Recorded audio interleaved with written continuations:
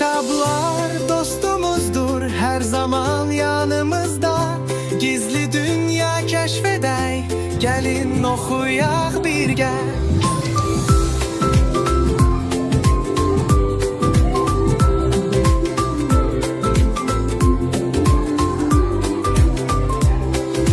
Bir sayfa açanda başlar yeni macera.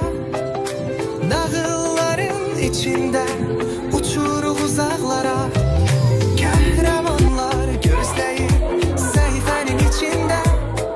Her gün yeni dostlarla tanış oluruk bele.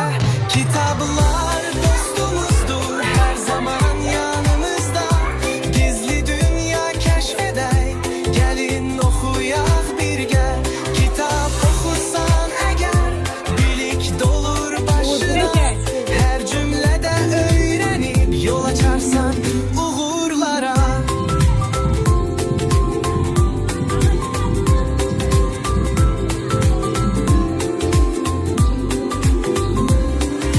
Dostlarınla paylaşsan okumağın sevincin. Kitaplarla çoxallar hayal gücün, sevgin. Kitaplar dostumuzdur, her zaman yanımızda.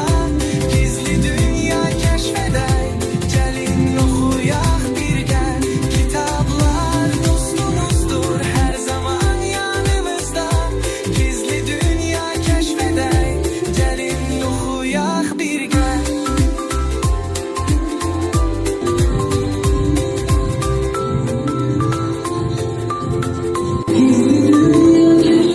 Kitap okursan eğer, bilik dolur başına. Her cümlede öğrenip yol açarsan uğurlara.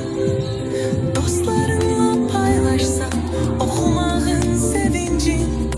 Kitaplarla çoxallar hayal gücün, sevgin. Kitaplar dostumuzdur, her zaman yanımızda. Gizli dünya keşfedey, gelin okuyak birge. Kitaplar dostumuzdur, her zaman yanımızda. Gizli dünya keşfedey, gelin okuyak birge. Gizli dünya keşfedey, gelin okuyak birge. Kitaplar dostumuzdur, her zaman yanımızda. Gizli dünya keşfedey,